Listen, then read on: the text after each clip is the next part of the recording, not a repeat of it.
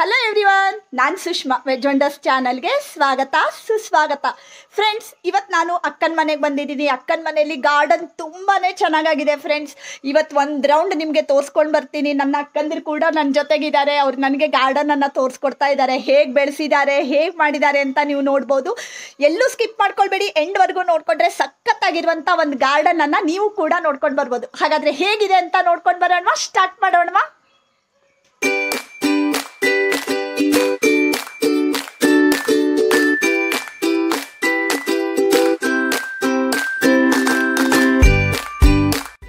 ಮತ್ತೆ ನೋಡಿ ಫ್ರೆಂಡ್ಸ್, ನೀವಿಲ್ಲಿ ನೋಡ್ತಾ ಇರ್ಬೋದು, ಒಂದೊಂದು ಗಿಡದಲ್ಲೂ ಎಷ್ಟೊಂದು ಮೊಗ್ಗುಗಳಿವೆ ಅಂದರೆ ಕೌಂಟ್ ಮಾಡೋಕ್ಕೆ ಕೂಡ ಸಾಧ್ಯ ಇಲ್ಲ ಫ್ರೆಂಡ್ಸ್. ಅಷ್ಟು ಚೆನ್ನಾಗಿ ಮೊಗ್ಗುಗಳು ಬಂದಿವೆ. ಸೊ ಅಂದರೆ ಇವಾಗ ಹೂ ಆಗಿರೋದನ್ನು ಬಿಟ್ಟು ಇನ್ನು ಮುಂದೆ ಕೂಡ ಅಲ್ಲಿ ಅಷ್ಟೊಂದು ಫ್ಲವರ್ಗಳು ಬರ್ತವೆ. ನೀವೇ ನೋಡ್ತಾ ಇರ್ಬೋದು, ಎಷ್ಟೊಂದು ವೆರೈಟಿ ಬೇರೆ ಬೇರೆ ರೀತಿ ಸೇವಂತಿಗೆಗಳು. ಹಾಗೆ ಲಾಸ್ಟಲ್ಲಿ ನಿಮಗೆ ಅಲ್ಲಿ ಆಗಿರುವಂಥ ಡೇರೆ ಹೂವನ್ನು ಕೂಡ ತೋರಿಸ್ಕೊಡ್ತಾ ಇದ್ದೀನಿ ಫ್ರೆಂಡ್ಸ್. ಮತ್ತು ಆಲ್ರೆಡಿ ನಾನು ಇನ್ನೂ ಸುಮಾರಷ್ಟು ಗಾರ್ಡನ್ ವಿಡಿಯೋಸ್ಗಳನ್ನು ಕೂಡ ಪೋಸ್ಟ್ ಮಾಡಿದ್ದೀನಿ. ನೀವೇನಾದರೂ ಗಾರ್ಡನ್ ಪ್ರಿಯರಾಗಿದ್ದರೆ ದಯವಿಟ್ಟು ನನ್ನ ಚಾನಲ್ನ ಸಬ್ಸ್ಕ್ರೈಬ್ ಮಾಡ್ಕೊಳ್ಳಿ. ಒಳ್ಳೊಳ್ಳೆ ಗಾರ್ಡನ್ಗಳನ್ನು, ಕೆಲವೊಂದು ಗಾರ್ಡನ್ ಟಿಪ್ಸ್ಗಳನ್ನು ಕೂಡ ನೀವು ನನ್ನ ಚಾನಲ್ನಲ್ಲಿ ನೋಡ್ಬೋದು.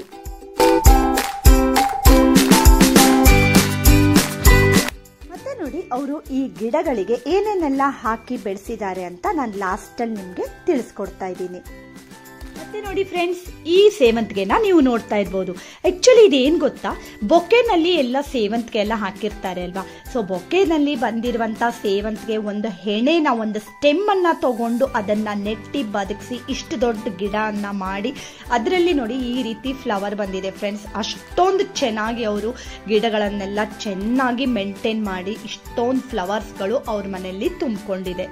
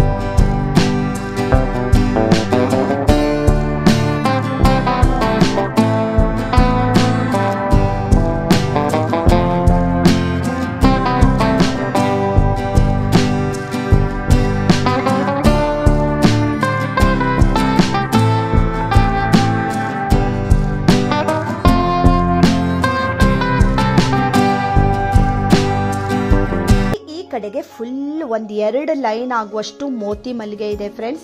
ಫುಲ್ಲು ನೋಡಿ ಮೊಗ್ಗೆಲ್ಲ ತುಂಬಿಕೊಂಡಿದೆ. ಪ್ರತಿದಿನ ನನ್ನ ಅಕ್ಕಂದಿರು ಅದನ್ನು ಎಲ್ಲ ಮೋತಿ ಮಲ್ಲಿಗೆನ ಕೊಯ್ದು ಮತ್ತು ದೂರ್ವೆನ ಎಲ್ಲ ಕೊಯ್ಕೊಂಡು ಪ್ರತಿದಿನ ಸಾಯಂಕಾಲ ಈ ರೀತಿನೇ ಮಾಡಿಕೊಂಡು ಅದನ್ನು ದೇವರಿಗೆ ಎಲ್ಲ ಎಷ್ಟು ಚೆನ್ನಾಗಿ ಮಾಲೆನ ಮಾಡಿ ಹಾಕ್ತಾರೆ ಗೊತ್ತಾ. ಹಾಗೆ ನೋಡಿ, ನಾವೆಲ್ಲ ಮೋತಿ ಮಲ್ಲಿಗೆ ಎಲ್ಲ ಕೊಯ್ಕೊಂಡು ಅದನ್ನು ಈಗ ಮಾಲೆ ಮಟ್ಟೋದಕ್ಕೆ ಅಂತ ಕೊಯ್ಕೊಂಡು ಹೋಗ್ತಾ ಇದ್ದೀವಿ. ಮತ್ತೇನಂದರೆ ಈ ಕಡೆ ಎಲ್ಲ ರೌಂಡ್ ಹಾಕ್ಕೊಂಡು ನಿಮಗೂ ಕೂಡ ಗಾರ್ಡನ್ ಎಲ್ಲ ತೋರಿಸ್ಕೊಂಡು ಬರ್ತಾ ಇದ್ದೀನಿ. ಹಾಗೆ ನಾವು ಈ ಕಡೆಗೆ ಅಂದರೆ ನಾನು ಹೇಳ್ದೆ ಅಲ್ವಾ ಡೇರೆ ಗಿಡಗಳೆಲ್ಲ ಈ ಕಡೆಗೆ ತುಂಬ ಇವೆ ಅಂತ. ಸೊ ಈಗ ನಾವು ಆ ಕಡೆಗೆ ಹೊರಟಿದ್ದೀವಿ. ಮತ್ತೆ ನೋಡಿ, ನೀವು ನನ್ನ ಚಾನಲ್ನಲ್ಲಿ ಎಲ್ಲ ರೀತಿಯ ರೆಸಿಪಿಗಳು, ಒಳ್ಳೊಳ್ಳೆ ವ್ಲಾಗ್ಸ್ಗಳು, ಹೋಟೆಲ್ ರಿವ್ಯೂಸ್ಗಳನ್ನು ಕೂಡ ನನ್ನ ಚಾನಲ್ನಲ್ಲಿ ನೋಡ್ಬೋದು. ನೀವೇನಾದರೂ ಫಸ್ಟ್ ಟೈಮ್ ನನ್ನ ಚಾನಲ್ನ ನೋಡ್ತಾ ಇದ್ರೆ ದಯವಿಟ್ಟು ಸಬ್ಸ್ಕ್ರೈಬ್ ಮಾಡ್ಕೊಳ್ಳಿ. ಹಾಗೆ ನೋಡಿ, ಈಗ ನಿಮಗೆ ಎಲ್ಲ ಡೇರೆ ಗಿಡಗಳನ್ನು ತೋರಿಸ್ಕೊಡ್ತಾ ಇದ್ದೀನಿ.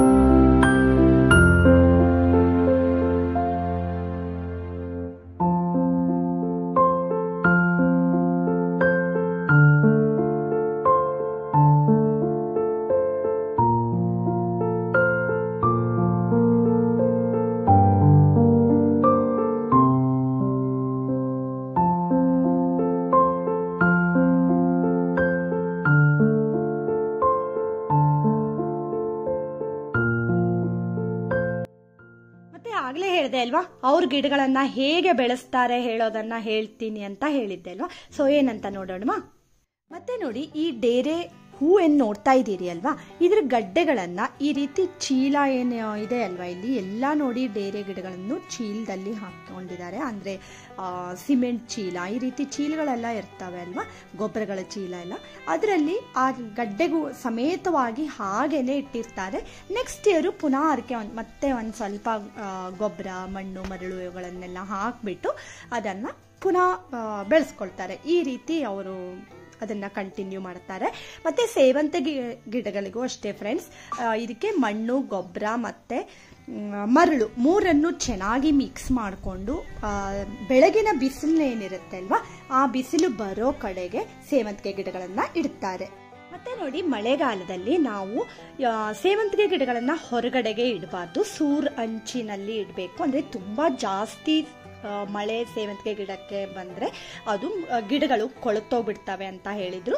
ಸೊ ಸೂರಂಚಿನಲ್ಲಿ ನಾವು ಅಂದ್ರೆ ಜಾಸ್ತಿ ಮಳೆ ತಾಗದೆ ಇರೋ ಕಡೆಗೆ ಆ ಗಿಡಗಳನ್ನ ಇಟ್ಕೊಳ್ಬೇಕು. ಆಹಾ, ಎಷ್ಟೊಂದ್ ರೀತಿ ಡೇರೆ ಹೂಗಳನ್ನ, ಹಾಗೆ ಸೇವಂತಿಗೆ ಹೂಗಳನ್ನ, ಏನೇನೆಲ್ಲ ಗಿಡಗಳನ್ನ, ಹೂವಿನ ಗಿಡಗಳನ್ನ ಬೆಳೆಸಿದ್ದಾರೆ ಅಂತ ನೋಡ್ಕೊಂಡು ಬಂದ್ರಿ ಅಲ್ವಾ ಫ್ರೆಂಡ್ಸ್. ಯಾವ ಗಿಡ ನಿಮ್ಗೆ ಇಷ್ಟ ಆಯ್ತು, ಯಾವ ಫ್ಲವರ್ ಇಷ್ಟ ಆಯ್ತು ಅಂತ ಕಮೆಂಟ್ ಬಾಕ್ಸ್ ನಲ್ಲಿ ಕಮೆಂಟ್ ಮಾಡಿ.